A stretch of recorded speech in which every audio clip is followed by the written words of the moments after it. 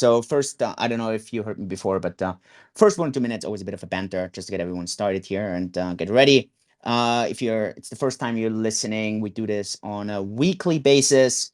We discuss general markets where it seems I'm always the one who is too pessimistic, and I've been wrong every single Tuesday so far for the next week. Fabio, who seems to be having some illegal insider information on what Bitcoin is doing, has been spot on every single Tuesday.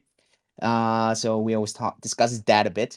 And then obviously we discuss what's happening at our company, Cake DeFi, and general. And sometimes I discuss completely off crypto stuff, especially when that is relevant. Yeah, so I guess we can get started. Everyone's here. If you have questions, then simply tweet at me here on Twitter, either at myself. Yeah, please, because I only have my Twitter open, so you need to tweet at Julian Hosp. I don't know. You can also tweet at Cake DeFi, but then Fabio needs to answer those or bring up the question because I don't necessarily see those all the time. Great. With that, let's dive in. We have seen kind of the matrix / simulation, Fabio, that you've kind of predicted with emotions going up and prices going up on November 8th, simply based on the idea that last year we saw a very similar pattern. So WTF, what's going on? Bitcoin hitting a new all-time high, Ethereum hitting a new all-time high, DeFiChain pumping 60% over the last week since we actually did that Twitter space last week. So I hope you're in DeFiChain. I hope you're in Bitcoin. I hope you're in Ethereum. Man, stuff is really going through the roof. Portfolios hitting all-time highs. We have all-time highs in customer funds on Cake DeFi. It's absolutely bonkers. That also means we're paying out all-time high rewards to you. So congrats on all that. I hope you're enjoying all that amazing cash flow. If you're listening and you're not getting cash flow yet, hey, what are you waiting for? I mean, come on.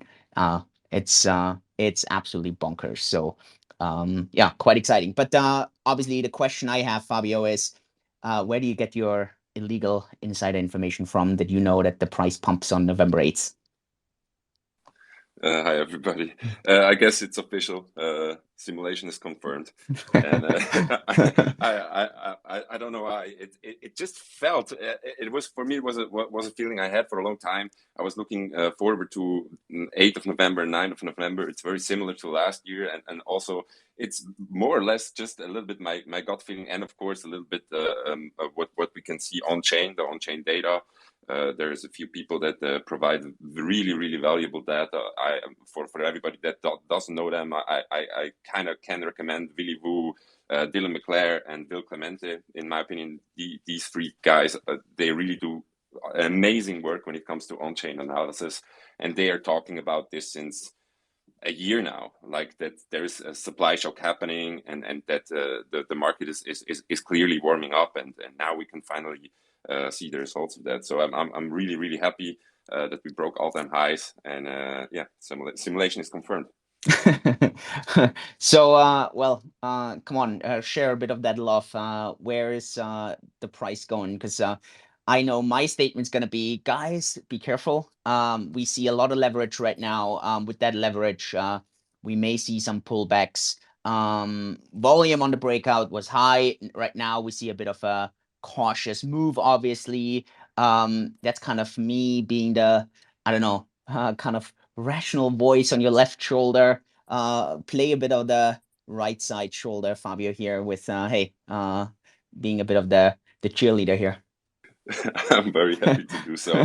Please, for everybody listening, this is not financial advice, and neither Julian or me. We don't have we don't know the future. We're just discussing a few things here that come to mind. So, in my opinion, if you look at from a technical side, lots of people were talking about a cup and handle, and if you just from a technical perspective, this could take us to around 90K.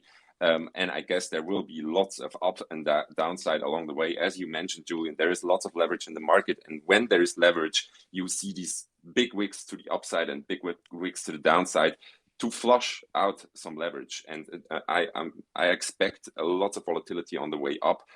For me, the first and most important target is 69,420. And after that, of course, we're looking to break the round numbers. 70K is always a big psychological resistance because people like round numbers. So for me, it's the first and most important target, 69,420, to absolutely confirm the simulation. Yeah, 69,420. Yeah. At the moment, we don't really see a Bitcoin season. A lot of the Bitcoin maximalists like predicted a bit of a Bitcoin season, like Bitcoin's gonna pump, all the altcoins gonna die. Actually, we've seen a bit of, I would say almost, I actually don't think we have seen the opposite, or we have seen a Bitcoin. I mean, we definitely haven't seen a Bitcoin season. But then on the other hand, we also haven't really seen an altcoin season. Some altcoins have performed really well. I mean, especially over the last week, DeFiChain has been bonkers, plus 60%, really kind of leaving most of the other coins in the dust. I mean, if you go on Coin Paprika, which at the moment is sadly still the only listing site that lists DeFiChain properly, but there, if you sort in the top 100 by coins having pumped the most over the last 7 days, DeFiChain is really, like, I think top 2 or top 3 or top 4. So it really, really, really strong. Ethereum has been quite aligned with Bitcoin, especially over the past couple of weeks. And then obviously we see some coins overperforming, some coins underperforming. What's kind of the sentiment there, obviously going forward? I mean, obviously the Bitcoin maximalist will always shout for it's Bitcoin season and all the altcoins are gonna die. Obviously anyone that's like super heavy in one altcoin, they're gonna always be religious about that one coin. What do you see a bit over the entire spectrum of crypto sentiment in that regard? To maybe absolutely generalize this, and this is not true for every coin, but true for around 80% of them. So if your altcoin is a little bit older, let's say the altcoin existed in 2017, most of them actually did not manage to break their all-time high compared to Bitcoin, at around 80% of them. And if you look at the newer coins, meaning they are in 2018, 2019, 2020, things like Avalanche, Solana, Polkadot, they around 80% of them actually made new all-time highs compared to Bitcoin. So it's it's a very generalized thing. It's not true for every coin, but for a large majority of coins, this is actually the case. If you look to 2017 coins like XRP, XLM, ADA, I don't know, you name them, most of them actually did not break their all-time high when compared to Bitcoin. But all the 2019, 20, and 21 coins, or most of them, they actually are outperforming Bitcoin by a substantial amount. And this is quite funny. Any theory behind this, or any? I'm not 100% sure on why this is.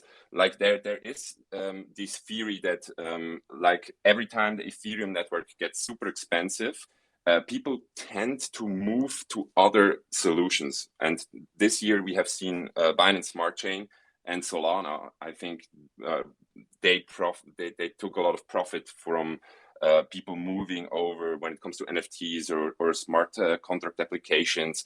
And people kind of move from, and we saw that if you go back in the 2017 cycle, we saw that happening with Bitcoin and then, for example, Litecoin. So if Bitcoin transactions got super expensive, people moved over to Litecoin. And I think we see something similar happening with Ethereum, and then people moving over to a little bit smaller caps that offer cheaper transactions. Yeah, it's at least the thing I think I saw. Cool. I mean, obviously for me, looking, and I shared this a couple of times already. I think November for me personally, right, is very difficult to predict.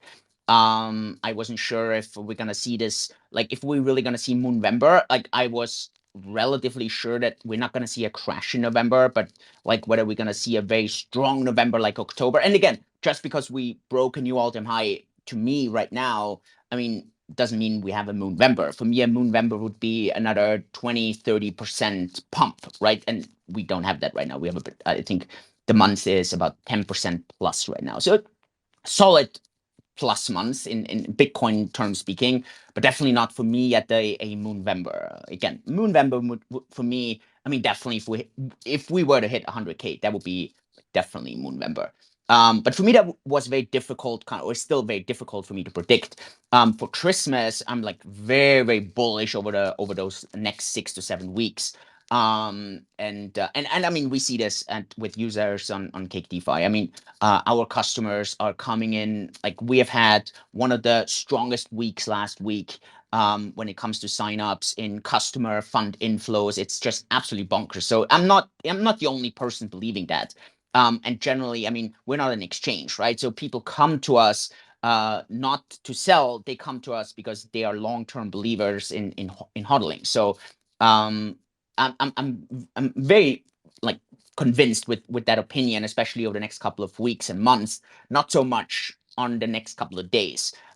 What's the sentiment here in the space, especially for November, for Christmas? What do the various kind of influencers say, the kind of so-called experts out there, the media? What's the sentiment as a whole? I think there is especially with quality influencers, there's a little bit of shift in most of them were super bullish through the course of this year, and they were talking about 200K, about 300K before the end of the year. And this is clearly shifting. Most bigger influencers, most bigger analysts or on-chain data suggests actually that we will see a lengthening cycle, so that most people are actually expecting the bull market to continue into 2022. Some of them, they say this is going to be January. Others say like Plan B. He was in a really good podcast with Will Clemente and Willy Vu last week, and they are actually looking at. He said the bull market is at least taking 3 to 6 months from here. So he's looking at January to March. And actually, lots of other people tend to agree a little bit on this. And me personally, I would say this would be a lot healthier than just pumping until the end of the year and then expecting a big drawdown again. But I don't know. Last week we talked a lot about it.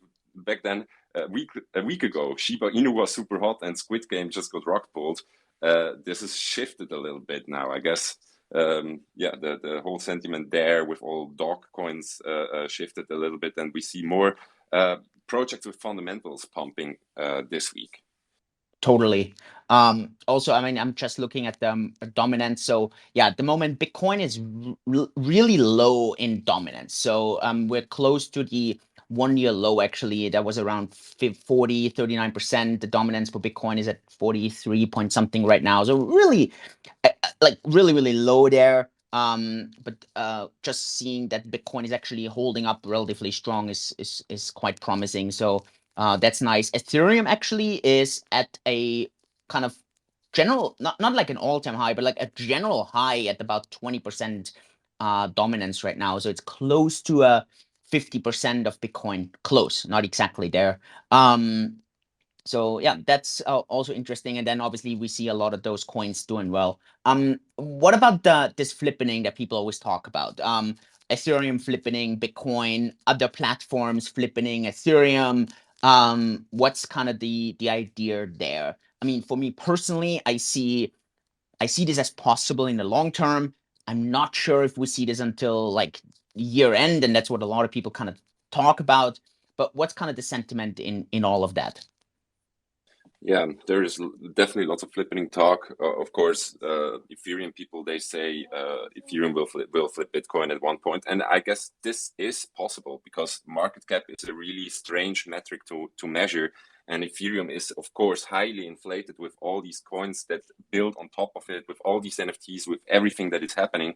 But there's also other platforms like Solana, for example, or other smart contract platforms. They are talking about flippening Ethereum. And it's theoretically it would be possible, in my opinion.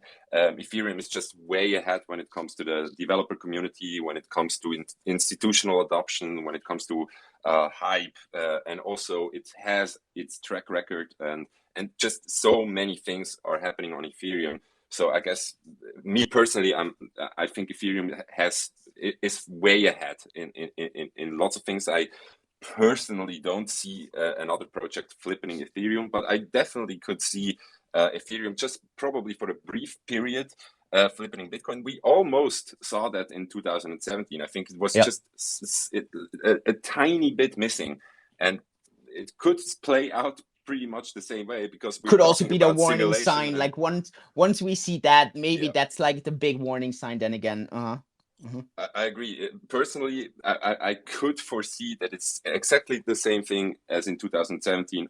Ethereum almost flipping Bitcoin, and was the end of the bull market. This, I think, on the day where this almost has happened, this was the end of the bull run, the end of the bull market. A couple of things that I kind of, again, some of them are a bit more crypto related, but again, I also think every once in a while we need to do some banter on other topics. Did you see that tweet from Justin Bonds? He's the CIO from Cyber Capital, where he, in a 6-step process, highlights on, some very questionable behavior on Solana's team and how the circulating supply was misrepresented. I thought that was very, very interesting then to see a bit of the back and forth from the various communities in there. I don't know if you have followed that a bit or if you saw it on Reddit. I got tagged a lot in there and for comment and I stayed out of it. But I don't know if you followed that a bit. I actually didn't very closely, but I would also be interested. Maybe you can share a little bit on. Do you see the possibility of another project like Solana flippening Ethereum? So I see the probability of another project flippening Ethereum lower than the probability of Ethereum flippening Bitcoin. So actually, I would say in 2022, if this hype cycle actually continues, and I think Raul Paul also mentioned that he expects like this cycle to go until June. I actually think there's a high chance of Ethereum flippening Bitcoin. But I think there's a very, very low probability of another project flippening Ethereum. I just think people sometimes underestimate the strong network effects that Ethereum has with a lot of projects on top of it, and I think sometimes people just don't want to give Ethereum enough credit. Yes. And that includes me. I have this love-hate relationship with Ethereum. I sometimes don't understand certain design decisions. A very basic one: why was there no checksum in the addresses? And we see this on our platform as well, where people send ETH, for example, to an address that actually is not an ETH address, and it would actually be fine if there would just be a checksum. And so, Bitcoin has this. So for those that are not aware of what checksum is, on credit cards, you also have this where the last digit of any kind of credit card number is actually a sum of all the other numbers together. So if there was actually a wrong number in between, there would be this check and it would not work. And Bitcoin has this as well. And Ethereum just doesn't have that. Then obviously Ethereum being Turing complete, which in my opinion makes a very strong case for DeFiChain, is a strength and a weakness at the same time. You can do a lot of things can happen. And I think some of the other projects, they're trying to solve for Ethereum's kind of downsides, especially fees and being congested, forgetting what Ethereum was actually solving for. And so I just think it's relatively difficult for these other projects to really flip Bitcoin, Ethereum. At least that's my opinion on all that. Yeah, I would agree. And what the thing I'm currently like most interested in and watching when it comes to Ethereum, I always compare this to open heart surgery by at the living patient, because they move from proof of work to proof of stake. This has never been done before, and it's not solved yet. So they have this difficulty bump that they keep postponing because they haven't solved every last detail. I think they will eventually, but nobody knows how long it takes and how smooth this process will be. And there is, of course, as with any big surgery, potential risks involved. I 100% agree. Yeah, they are up to the task. They have the best developers in the space, and so many of them, and yeah, they don't want to. They take their time doing it. Yeah. What about Elon Musk? I mean, some people, in my opinion, mistakenly compared his 10% selling of his shares to Satoshi selling Bitcoin. Some people had a wrong calculation there because they said, oh, Satoshi also owns about 5 to 10% of all Bitcoins. And Elon is selling 5 to 10% of all Tesla shares, which is incorrect. He's selling 10% of his stake, and I think his stake is roughly close to like 17 to 20%. So he's selling about, I don't know, 1.5 to 2%. Again, and this is not confirmed, he made this Twitter post. Was quite a discussion on the SEC. Is this actually illegal for him to discuss this? I thought this was very, very interesting to kind of look at those aspects. And I also think it's a very genius PR move because as far as I understand, he actually has to sell shares anyways if he wants to pay taxes, or he just takes out a loan against his shares in order to pay his billions of dollars in taxes.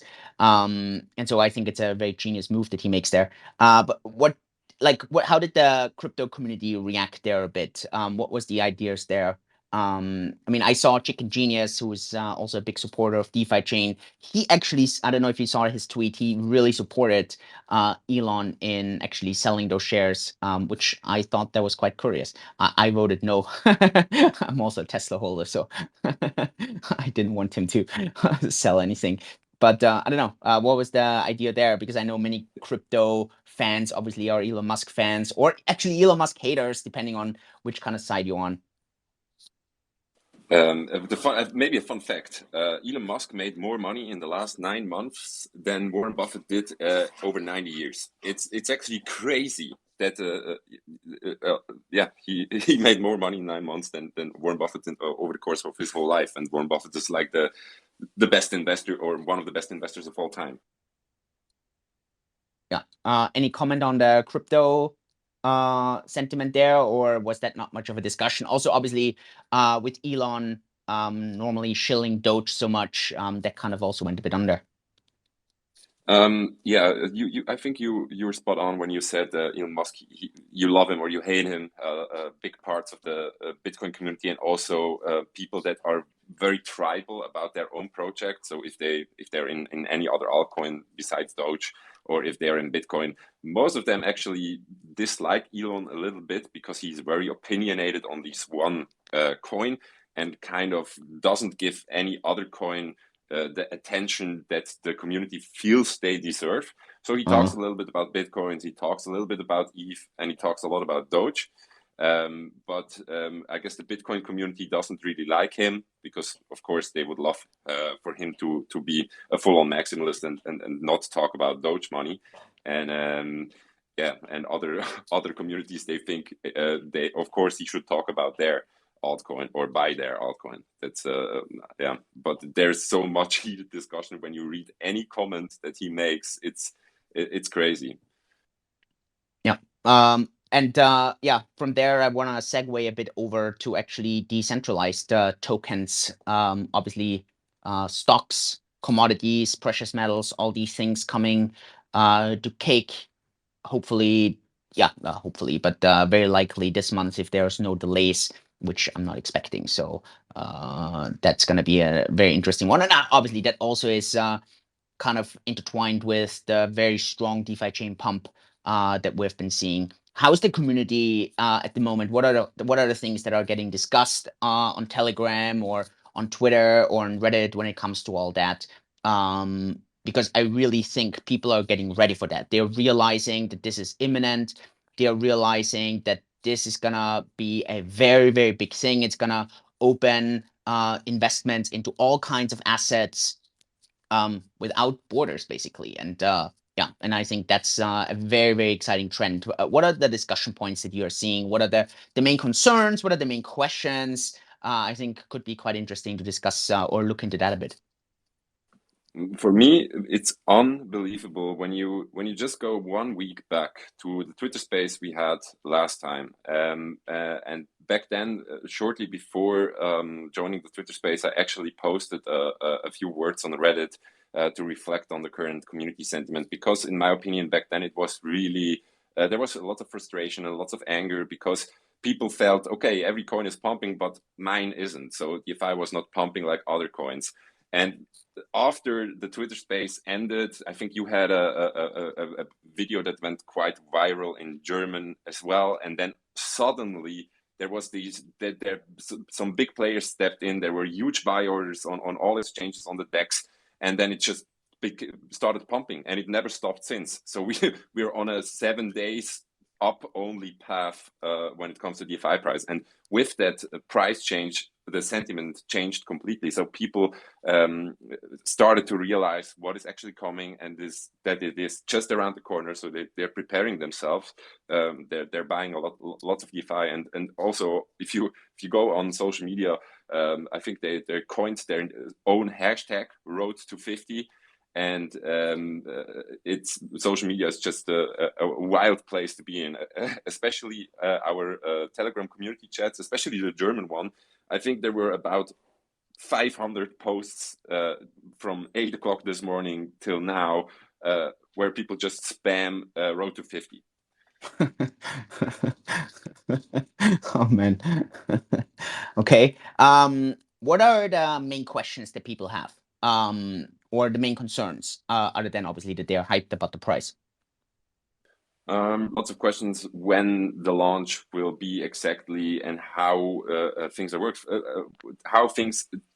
are working like in detail. So how to take out a loan, how to collateralize something, what will be possible on launch date, will it be on time, what do they need to prepare themselves. I think, what are the answers there? Let's go through the answers. So like what's the timeline? How to prepare? Let's go a bit into that. Yeah, as far as I know, it's always difficult to give an exact date, but it's end of November, so probably three weeks ahead. And what our moderators do, like I tell them to educate people as much as possible, and they really put in the extra hours. So our moderators are doing a great job at the moment, and I think we need to tell people. Lots of questions are, for example, last year when liquidity mining launched, we had these soft weeks.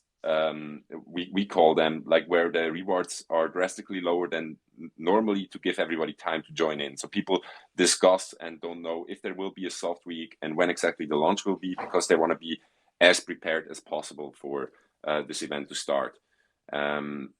Yeah, this is a big thing. Then maybe that they're worried about liquidations, because in tech talks, u-zyn and Prasanna, they mentioned this a few times, that there is actually, if you under collateralize your loan, or if you don't collateralize it enough and the price movement is huge, there is actually a small chance that you can get liquidated, or that you can lose a little bit of money. I guess there's still some education to do, how to collateralize something enough. There's lots of questions surrounding that. Maybe you can touch on one or 2 points on this. Sure. I think there should definitely be a dedicated DeFiChain Twitter space, specifically on all this, and going through a lot of questions. I think that would be even more suitable.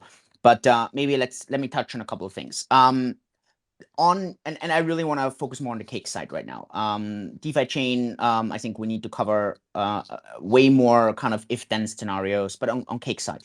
So let's say, and if worst comes to worst and everyone gets liquidated on the stock side, cake users are actually only affected in as far as that you're not participating on the upside anymore. So it's not that you're losing money, you are just not participating on the upside of a stock, right? So let's say you would buy Tesla shares, and let's say Tesla goes 100% up, and let's say everyone would get liquidated. What this would mean is you would be forced to sell, so you wouldn't get the total upside. Now, this would really happen in an extreme up rally, and it's, again, the way everything is structured on DeFiChain side, it's very over collateralized, so it's very unlikely that this actually happens.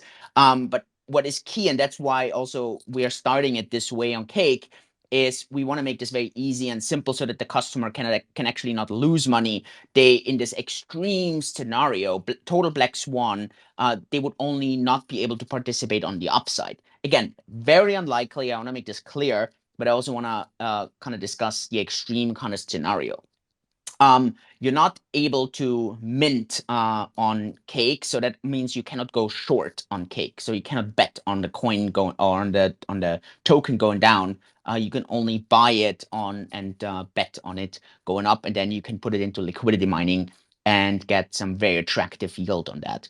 The yield will depend on the volatility that the stocks or the commodity or the precious metal or the currency or the bond or whatever has in real life. So that's where the yield is going to depend on, simply because something that obviously is more volatile is probably going to require more yield than something that's less volatile, which makes sense. If you compare, I don't know, let's say gold, which is quite an interesting thing. Over the last 10 years, pretty much any asset went up except for gold. Gold is, I think, is down 1% over the last 10 years. Crazy.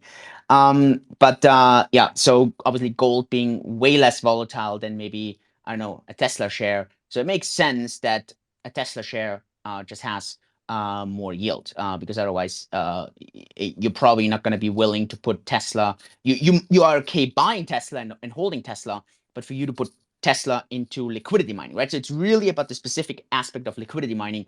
You're going to want to have more yield, just because also the chances of impermanent loss are higher the more volatile an asset is, that is versus dollar. And so liquidity mining will always be Tesla or gold or oil or whatever versus the dollar. So you're probably going to want more yield the higher the volatility is. I think that's an important part. All that will go live pretty much simultaneously when it goes live with natively on DeFiChain. Also, there will be definitely a period of kind of warming up.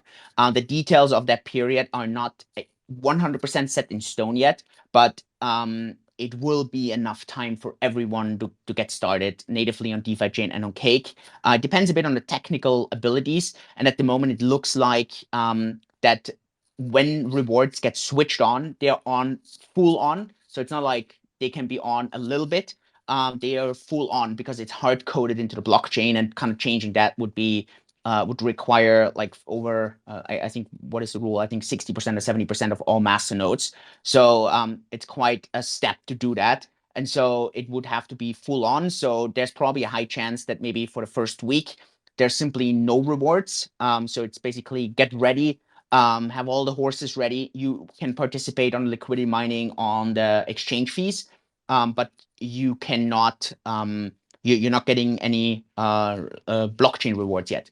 And then but you can get ready with everything, so you don't really have risk, or you don't have any cost. You just hold that, and then once it goes live, then in the next second, everyone has the fair chance to get in at the same time, and then it kind of starts. So that's kind of the plan right now, just because everything is hard coded on purpose. And also, what I also want to make very clear, one of the reasons we're actually using DeFiChain and we're not using Mirror or Synthetics. Synthetics actually is really kind of shifting away with their entire strategy on synthetical tokens. I think they've delisted everything except for currencies. But for example, Mirror, to my understanding, they have a very high likelihood that they can actually be seen as a security. And again, we need to do legal opinions for any token that we're listing on our platform. We didn't get a legal sign off for example, for tokens on Mirror, because according to the lawyers, they would be seen or have a very high likelihood to be seen as securities. And there's a lot of aspects why this is and how this goes in there. But yeah, so I like, we can go into this on a separate occasion, but this is really important here to understand in this entire kind of concept. And on DeFiChain, there are certain design aspects that may look very, very minor and very small. And one, for example, is there's no kill switch, right? Like there's once this is set and done, there's nothing, no one and nothing. Like I don't have a kill switch. no one of the engineers or of the designers has a kill switch. There's nothing that we can do. And this is really, really, really important. Obviously, there is a small risk there that if something goes wrong, it goes wrong. But everything gets tested and everything is like, I mean, I don't know how that's why it took so long also to roll everything out. But that is a key aspect because that means there's no centralized authority that can stop this. And there simply isn't. And on pretty much all these other projects, there are kill switches. There are ways how engineers can actually step in.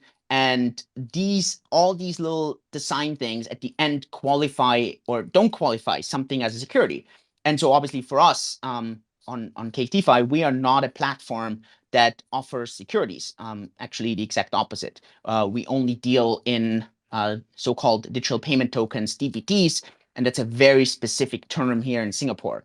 Also for the Payment Services Act, which is the licensing regime that we are in this sandbox kind of system under, where pretty much every company right now is waiting to kind of move ahead. And that's very, very important to understand. And this and the exciting part there is, and we hope obviously that development is going to come, that more and more other platforms, exchanges, and so on will actually see the value of these decentralized tokens and that they can list them without falling under security law. And so that could be very interesting also from a large exchange perspective. And then the networks effects and the symbiosis that would be possible there can be very, very interesting. So I think that's a super, super interesting and key aspect. But it also means that we have to really move like very carefully and well thought through. Simply because once the system is going, there's again, it's on and then it's on. There's no going back. And that's really, really key. So, I mean, that's why on the test net, there was so much testing and we looked into it and we just want to be sure that when we list something and we actually include something that we protect our customers, that's like number one, just like in medicine, right? Number one, don't do any harm. Like that's key. And so in this aspect, like the first thing before we list something and offer something to our users, we have to be sure that like they're not going to lose money. And and we're fairly certain. We've done a lot of research, a lot of analysis, and I think that's key in that. Timeline wise, again, I think on our end everything is kind of geared towards end of November, and I at this very stage we don't see any reason why this timeline shouldn't be met. So I think that's an absolute key aspect here. Fabio, anything else or any other point to touch, any other topic to touch on? Yeah, maybe you brought up a good point. I think there was a few tweets and a few discussions on Telegram where there was an estimation on the launch date, and some dates they mentioned end of November, some the 29th, some the 25th, some the 22nd. But as you said, it's super hard to be specific on this date. So just keep in mind end of November, and there will be enough time. There will be an announcement before that.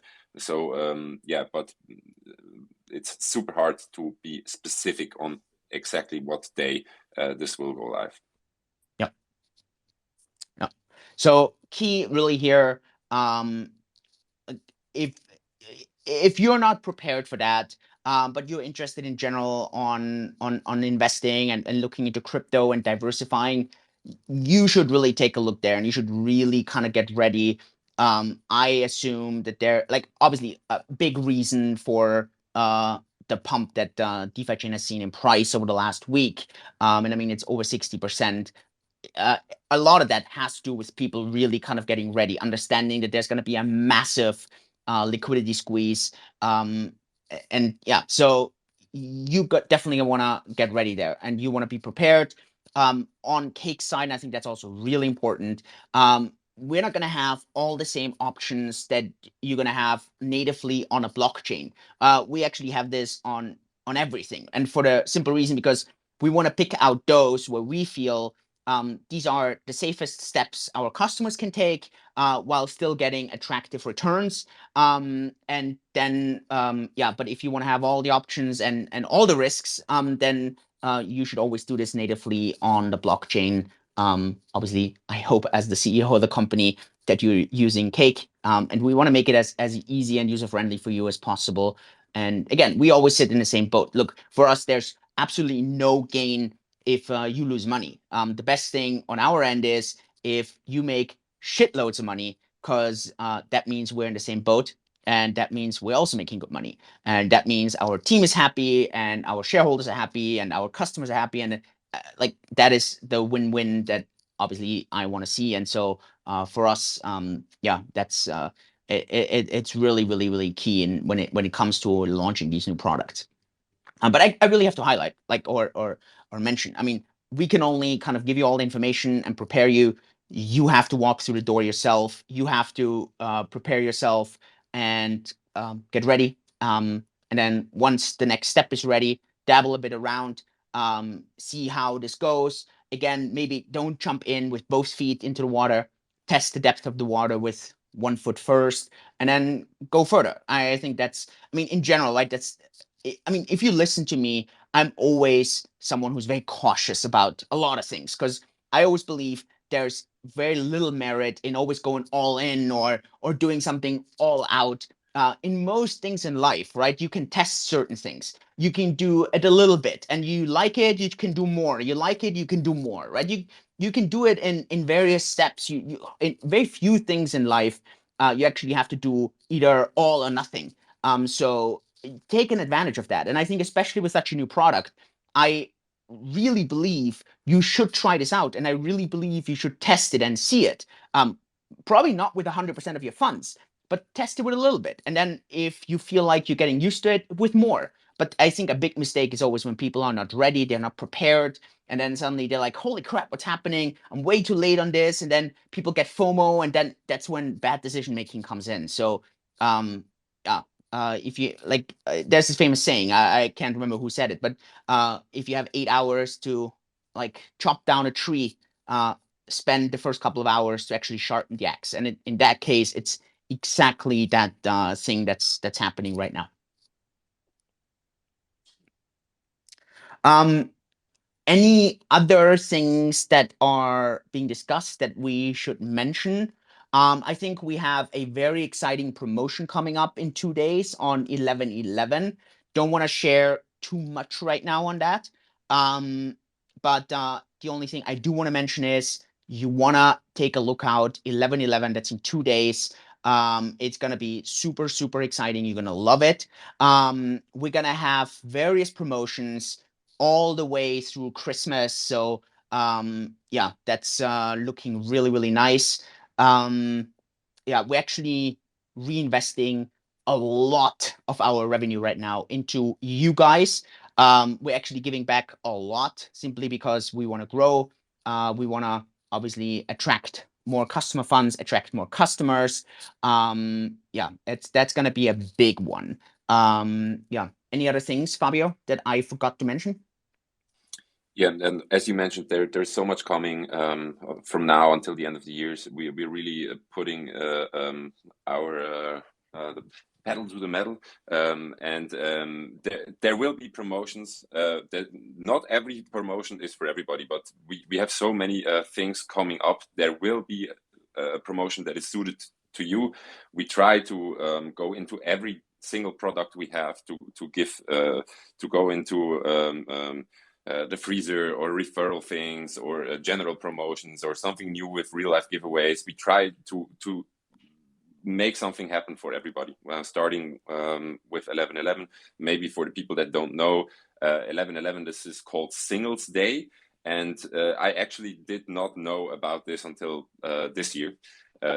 But this is the biggest shopping day in the whole world. I used to think this is Black Friday, but it's actually 11/11 Singles Day, and it originally came out of Asia and got a lot of adoption in Europe over the last years. So yeah, we will be celebrating that. Especially, we're also trying to grow our market in Asia, in Asia Pacific. And yeah, that's for that reason. I think there is one more thing we can touch on, and this is like one of the most requested features ever. And this is about graphical designs, pie charts to track your investments, to see how much you gained, and to see how your portfolio is developing. And we push this out like a lot because it is super difficult, because we have so many rewards, so many transactions happening in the background. And before we are pushing this out, we want to be 100% sure that this is not going to crash our whole website. So for that reason, but it is practically ready. We just need to do some testing. So I cannot promise you a specific launch date on that, but it's practically ready. Yep. Cool. I got no other points that I want to discuss other than I think at the moment, I can really recommend let investments work for you. No need to work for your investments. Obviously, do that at Cake and you're going to be even twice as happy because you're going to get cash flow on top. I think at the moment we have an all-time high, not only on prices and funds and payouts, we also have an all-time high on jobs that we are searching for. It feels like every week we are hiring more and we're looking for more. So check out cakedefi.com/jobs. Fabio, are there other points that we need to cover or discuss that I missed out on? No, I don't think so. I really want to thank everybody that tuned in, and also maybe use the moment to give another shout out to all our community volunteers, to all our moderators. You guys really make this whole thing work. If you are not in our Telegram groups, it's a great place to be. Like, we have so many people, very, very knowledgeable, and you have practically a 24/7 support hotline there with a live chat of hundreds of people that know every single detail, have every link ready at all times. So if you have any question at all, just join our Telegram groups. And we offer this service in Italian, in German, in English, in Chinese. And if you drop a question and if you ask nicely, you almost instantly get a very good answer for everything. So I cannot recommend this enough. Yep, I totally agree. From my side, really, I want to thank the entire community, all our customers, obviously all our team. Obviously the last week, especially when prices go up, work is obviously way easier with customers and community. But that doesn't mean that we're not going to be there during the tough and during the pretty times. We're actually here all the time. And I want to say thanks to everyone here. Fabio, thanks for helping out here, sharing all your experience, sharing all your info. And hey, stay safe. Have a wonderful Tuesday. We hear you next week live again, same time, same place. And if you're listening to this on the podcast, then please subscribe, leave us a positive review, and then maybe tune in live next time as well. Thanks so much. Take care. All the best. Bye-bye.